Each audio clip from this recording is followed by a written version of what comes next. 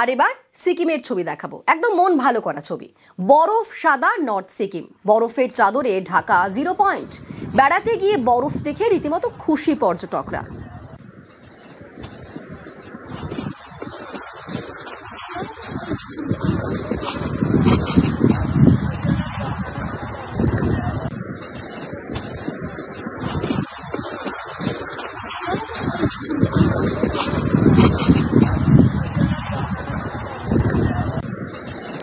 SIR চালুর পর থেকেই নাকি আতঙ্ক। অভিযোগ, এই আতঙ্কেই অনেকে আত্মহত্যার পথ বেছে নিচ্ছেন, কেউ কেউ আবার হার্ট অ্যাটাকে মারা যাচ্ছেন। আর এই তালিকায় এবার ধূপগুড়ি, কুলপি, সাঁইথিয়া। এসআইআর আতঙ্কে মৃত্যুর অভিযোগে প্রতিদিনই চড়ছে রাজনীতির পারদ।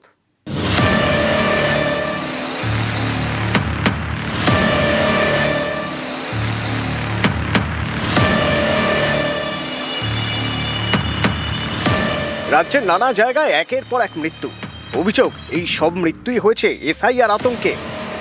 সময় যেটা 1 মাস দিয়েছে, হুড়োহুড়ি করে এসআইআর করতে হবে, অনেকগুলো নাম বাদ দিতে হবে, মানুষ বিভ্রান্তির সঙ্গে একটা যুদ্ধ করতে থাকুক, নির্বাচন ঘোষণা করে দেব। সেটা সংশোধন হচ্ছে না, একটা অস্ত্র উপায় তুলে দেয়া হচ্ছে ভারতীয় জনতা পার্টির জন্য। নাম বাদ দিতেই থাকবে, মৃত্যু হতেই থাকবে। তৃণমূলকে বলুন পোস্টমর্টম করতে, পোস্টমর্টম করে ডাক্তারদেরকে বলুন ওকে লিখে দিতে এসআইআর আতঙ্কে মারা গেছে। তো ডেঙ্গু যখন হতো বা হয়েছিল, কি লেখা হতো? অজানা জ্বর। এখন সব এসআইআর জ্বর, এসআইআর যাই হবে এসআইআর জ্বর। কারোর সাথে প্রেমিক প্রেমিকার ঝামেলা, কেউ আত্মহত্যা করলো, এসআইআর জ্বরে মারা গেছে। শুক্রবার দুপুর জলপাইগুড়ির ধূপগুড়ির একটি বাড়িতে এসআইআর ফর্ম দিতে যান বিএলও। পরিবারের দাবি, বিএলও এসেছেন শুনেই অসুস্থ হয়ে পড়েন বছর 71-এর লালুরাম বর্মন, তারপর মারা যান। পরিবারের দাবি, লালুরামের ভোটার কার্ড নেই, 2002 সালের তালিকাতে নামও নেই। অভিযোগ, এই নিয়ে কয়েকদিন ধরে এসআইআর আতঙ্কে ভুগছিলেন। শুক্রবার বিএলওকে দেখে হৃদরোগে আক্রান্ত হয়ে মৃত্যু হয় বলে দাবি। ফর্ম দিচ্ছিল 12টা একটা এরকম হবে, তখন আমার শ্বশুর আর কি শুনলো যে কিসের লোক আসছে, তা আমি বললাম এরকম আসছে একলা নিয়ে। তখন আর কি আমার শ্বশুর আর কি শোনার পর থেকে অসুস্থতা বেশি হয়ে গেল, তারপরে এরকম আর কি হয়ে গেল। আমি ওইটার আতঙ্কে আর কি তাড়াতাড়ি এসে। তখন কি বিএলওরা কি এখানেই ছিল? এইখানেই ছিল।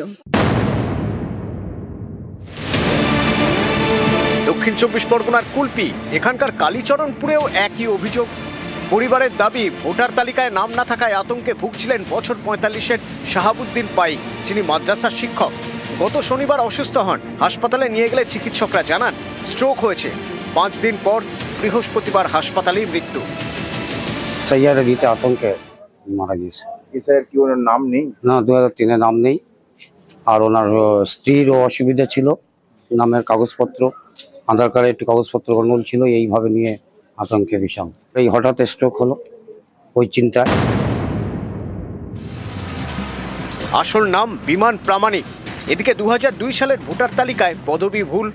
বীরভূমের সাঁইথিয়ার বিমান প্রামাণিকের নাম হয়ে গিয়েছে বিমান পাল। পরিবারের দাবি, এ নিয়ে কয়েকদিন ধরে ভয়ে ছিলেন। বৃহস্পতিবার বাড়িতে অসুস্থ হয়ে পড়েন। স্থানীয় হাসপাতালে নিয়ে গেলে চিকিৎসকরা জানান আর বেঁচে নেই। হৃদরোগে আক্রান্ত হয়ে মৃত্যু।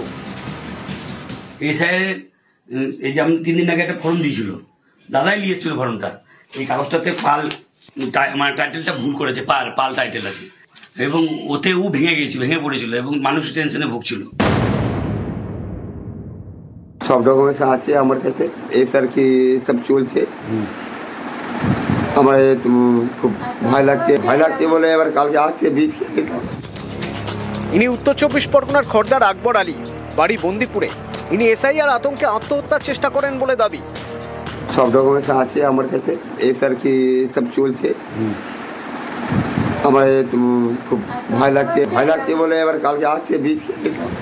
আকবর আলীর দাবি, তার কাছে সব নথি আছে, কিন্তু 2002-এর ভোটার তালিকায় নাম নেই। কি হবে এই নিয়ে চিন্তা হচ্ছে। তাই গত বৃহস্পতিবার কীটনাশক খেয়ে আত্মহত্যার চেষ্টা করেন। এসআইয়ের ভয়, আপনার তো ডকুমেন্টস আছে, তো ভয় পাবার কি? তাও ভয় করছে, যদি কোনো কিছু হয়, একটাই ছেলে, যদি তার ভবিষ্যৎ খারাপ হয়। সময় যেটা 1 মাস দিয়েছে, হুড়োহুড়ি করে এসআইআর করতে হবে, অনেকগুলো নাম বাদ দিতে হবে, মানুষ বিভ্রান্তির সঙ্গে একটা যুদ্ধ করতে থাকুক, নির্বাচন ঘোষণা করে দেব। সেটা সংশোধন হচ্ছে না, একটা অস্ত্র উপায় তুলে দেয়া হচ্ছে ভারতীয় জনতা পার্টির জন্য। নাম বাদ দিতেই থাকবে, মৃত্যু হতেই থাকবে। তৃণমূলকে বলুন পোস্টমর্টম করতে, পোস্টমর্টম করে ডাক্তারদেরকে বলুন ওকে লিখে দিতে এসআইআর আতঙ্কে মারা গেছে। তুই ডেঙ্গু যখন হতো বা হয়েছিল কি লেখা হতো? অজানা জ্বর। এখন সব এসআইআর জ্বর, এসআইআর যাই হবে এসআইআর জ্বর। কারোর সাথে প্রেমিক প্রেমিকার ঝামেলা, কেউ আত্মহত্যা করলো, এসআইআর জ্বরে মারা গেছে। নিউজ 18 বাংলা। 10 বছর পর রাস্তার দাবি পূরণ গোয়ালপুকুরে। পাঞ্জিপাড়ায় কোটি টাকার রাস্তা, 27 নম্বর জাতীয় সড়কের পাশে বেহাল 3 রাস্তা। অবশেষে 10 বছর পর রাস্তার দাবি পূরণ। আমাদের সঙ্গে রয়েছেন প্রতিনিধি চঞ্চল, আরো বিস্তারিত বলবে চঞ্চল। তোমাকে জানিয়ে রাখি যে গোয়ালপুকুর 1 নম্বর ব্লকের যে পাঞ্জিপাড়া বাজার, এই পাঞ্জিপাড়া বাজারের উপরে নির্ভরশীল রয়েছে বিহার পার্শ্ববর্তী এলাকা এবং বহু এলাকার মানুষ। তবে এই দীর্ঘদিন ধরে অর্থাৎ 1 দশক ধরেই কিন্তু মানুষদের 3টি রাস্তা কিন্তু দাবি ছিল যে দীর্ঘদিন ধরে যে বেহাল রাস্তা অবস্থা পড়ে রয়েছে সেই 3টি রাস্তা দ্রুত মেরামত করা হয়। দীর্ঘদিনের পর কিন্তু অবশেষে সেই দাবি পূরণ হলো। উত্তরবঙ্গ উন্নয়ন দপ্তর থেকে 1,16,00,000 টাকা এবং জেলা শাসক দপ্তর থেকে 29 লক্ষ টাকা দিয়ে এই 3টি রাস্তা শিলান্যাস হয়েছে এবং এই রাস্তা শিলান্যাস হওয়াতে কিন্তু খুশি এলাকার বাসিন্দারা। বেশ, ধন্যবাদ। খুবই ভালো হলো এটা। হ্যাঁ, মন্ত্রী সাহেব আসলেন, নিজে চোখে দেখলেন, হ্যাঁ, দেখার পরে ও নিজে একটা করবে, শিলান্যাস করে রাস্তাটা হবে নতুন, ভালো হলো। আপনারা খুশি তো? আমাদের মুখ্যমন্ত্রী মাননীয় মুখ্যমন্ত্রী মমতা বন্দ্যোপাধ্যায়কে আমি ধন্যবাদ দিচ্ছি।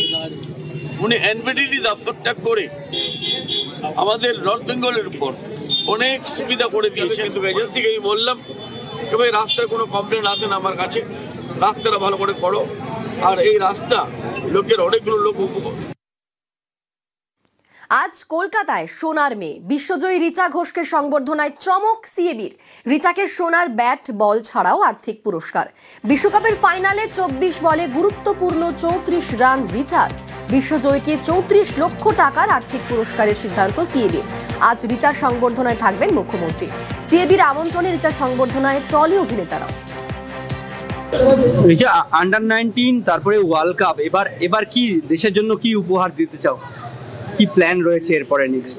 এখন তো কোনো কিছু প্ল্যান নেই, এখন যা মোমেন্ট আছে ওটা এনজয় করার চেষ্টা করছি, আমি ওটাই আছি। আর এবার একটু আবহাওয়ার খবরের দিকে নজর রাখি। রাজ্য জুড়ে শীতের আমেজ। আগামী 3 থেকে 4 দিনে দক্ষিণবঙ্গে পারদ পতন। কলকাতার সর্বনিম্ন তাপমাত্রা 20 ডিগ্রির পূর্বাভাস রয়েছে। আমাদের সঙ্গে রয়েছেন প্রতিনিধি বিশ্বজিৎ।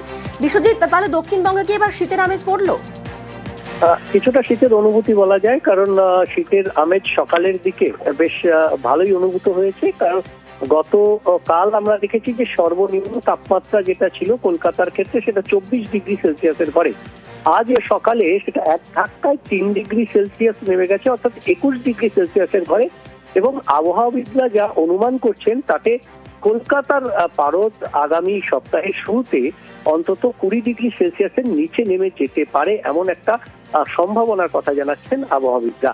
শুধু কলকাতা নয়, কলকাতার সঙ্গে সঙ্গে বিভিন্ন জেলাতেও পারদ নামছে, অর্থাৎ পশ্চিমের জেলাগুলিতে সেক্ষেত্রে তাপমাত্রা 18 ডিগ্রি সেলসিয়াস বা তার নিচে নামতে পারে, এমন সম্ভাবনা তৈরি হচ্ছে। অর্থাৎ আগামী 2-3 দিনে কি আপডেট থাকছে বিশ্বজিৎ?